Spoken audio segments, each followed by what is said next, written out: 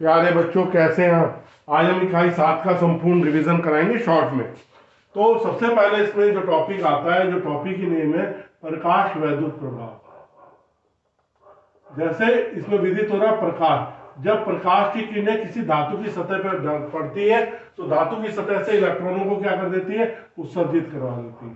प्रकाश की किरणें आ रही है, धातु की सतह से इलेक्ट्रॉनों को उत्सर्जित करा देती है। इस घटना को प्रकाश वैद्युत प्रभाव कहते हैं। इसमें एक टर्म आती है, उसे कहते हैं कार्यफलन। किसी धातु की सतह से इलेक्ट्रॉनों को उत्सर्जित कराने के लिए जो न्यूनतम ऊर्जा होती है वो कराती है कार्यफलन। ये इसे S C by lambda naught भी कर सकते हैं। न्यू नॉट क्या कहलाती है? यहाँ पे देहली आवृत्ति। यदि आपतित प्रकाश की आवृत्ति इस आवृत्ति से कम होगी तो इलेक्ट्रॉनों का उत्सर्जन नहीं होगा। इसको समझने के लिए हम एक ली नॉट का प्रयोग करते हैं। हमारे पास ये एक वैक्यूम ट्यूब है, यहाँ पे आपने खिड़की छोड़ रखी है, यहाँ कैथोड है, यह एनोड प्लेट है। यहाँ प्रकाश की किरण आ रही है और इलेक्ट्रॉन को निकाल रहे हैं। इलेक्ट्रॉन क्या हो रहे हैं? बाहर निकल रहे हैं। जो इलेक्ट्रॉन निकलते हैं इन्हें क्या कहते हैं मैडम? Photo electron. क्या कहते हैं? Photo electron. और जो धारा मिलती है उसे फोटो धारा कहते हैं। ये कैथोड और ये एनोड। अब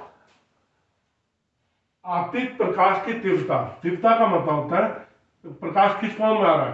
पैकेट बंडलों की फॉर्म में आ रहा है, जिन्हें फोटोन कहते हैं। एक फोटोन की ऊर्जा कितनी होती है? E = h न्यू होती है। ठीक है, एक फोटोन। यदि हम तीव्रता बढ़ाएंगे तो फोटोनों की संख्या बढ़ेगी, इलेक्ट्रॉनों की संख्या भी बढ़ेगी। इसका मतलब अगर हम एक ग्राफ खींचते हैं तीव्रता और धारा के बीच में, तो जैसे तीव्रता बढ़ाएंगे धारा भी समानुपात में बढ़ती है। अब दो ग्राफ और हैं, आपको समझाते हैं। ये प्लेट धारा है, ये विभवांतर है। साहब अब हम क्या करते हैं? प्रकाश, आपतित प्रकाश की तीव्रता को नियत कर देते हैं।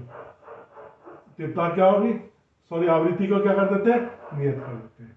अब तीव्रता, जैसे हम तीव्रता हम बढ़ा रहे हैं तो धारा बढ़ती है। एक निश्चित तीव्रता के बाद सैचुरेटेड हो जाती है। यदि हम ऊर्जा का मान कम करेंगे तो धारा का मान कम होता जाएगा। ऋणात्मक वोल्टता पे धारा का मान 0 हो जाता है। इसको क्या कहते हैं? Cut off potential. ठीक है, अगर हम तीव्रता बढ़ाएंगे तो धारा बढ़ जाएगी, लेकिन विभव पे कोई फर्क नहीं पड़ेगा, कट ऑफ पोटेंशियल उतना ही रहेगा। अगर हम तीव्रता और धारा के बीच में ग्राफ, धारा और ऊर्जा के बीच में ग्राफ प्लॉट करते हैं, हम किसको नियत रखते हैं? तीव्रता को नियत रखते हैं, आवृत्ति को चेंज करते हैं, तो धारा का मान तो नियत रहता है न्यू1 आवृत्ति पे। लेकिन अगर हम आवृत्ति बढ़ा देते हैं तो जो आपका स्टॉपिंग पोटेंशियल है वो भी क्या हो जाता है? बढ़ जाता है और ऋणात्मक हो जाता है। ठीक, अब इसके आधार पर आइंस्टाइन ने एक समीकरण दी थी। आइंस्टाइन की समीकरण कहलाती है, आइंस्टाइन ने क्या समीकरण दी? उन्होंने कहा जो ऊर्जा दी जा रही है हमारी E = h न्यू, ये दो रूपों में यूज हो रही है। एक W = h न्यू नॉट कार्यफलन में, और दूसरी गतिज ऊर्जा बनाने में 12mv²। तो E = W प्लस गतिज ऊर्जा, h new = h new not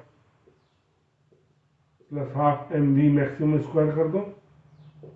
ठीक है, h new minus h new not = 12mv maximum square, h new minus new not = 12mv maximum square.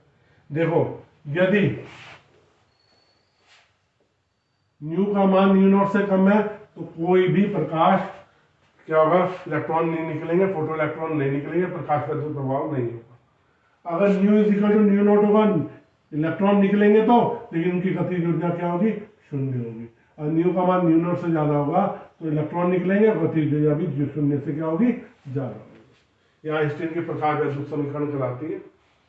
ये प्रक्रिया इंस्टेंटेनियस होती है, जैसे ही फोटोन पड़ते हैं वैसे इलेक्ट्रॉन निकल जाते हैं, कोई टाइम लैग नहीं होता है इनके बीच में। ठीक है, अब हम आते हैं, आपने देखा होगा प्रकाश की द्वितीय प्रकृति होती है। ये तरंग के रूप में भी है और ये कण के रूप में भी है, आपने देखा होगा। इसी तरह इसने कहा गतिमान कण, जो गतिमान कण है वो उसकी भी दैत्य प्रकृति होती है, वो कण तो है ही और ये तरंग के रूप में भी बिहेव करता है, गतिमान कण। इसे पदार्थ तरंग कहते हैं और इसका नाम दिया गया है डी ब्रोगली तरंग। इसका मान क्या होता है, lambda is equal to H upon P, H upon M V. ठीक है, ये सूत्र है सिंपल। और एक सूत्र और आप निकाल सकते हो, इलेक्ट्रॉन के लिए एक सूत्र आता है √150/V एंगस्ट्रॉम में, ये केवल इलेक्ट्रॉन के लिए, सीधा न्यूमेरिकल के लिए आप यूज कर सकते हो। और अगर वैसे है lambda is equal to H upon √2m गतिज ऊर्जा, एक ये सूत्र भी है जो आप किसी भी आवेशित कण के लिए यूज कर सकते हो। तो इसमें जो आपको मिली है इक्वेशंस, इसमें आपकी डी ब्रोगली तरंग दैर्ध्य बहुत अच्छी तरह से पूछ सकता है, आपके ग्राफ पूछ सकता है, आपके लीनार्ड की इक्वेशन पूछ सकता है और विभिन्न प्रकार की परिभाषाएं पूछ सकता है। बहुत बहुत धन्यवाद।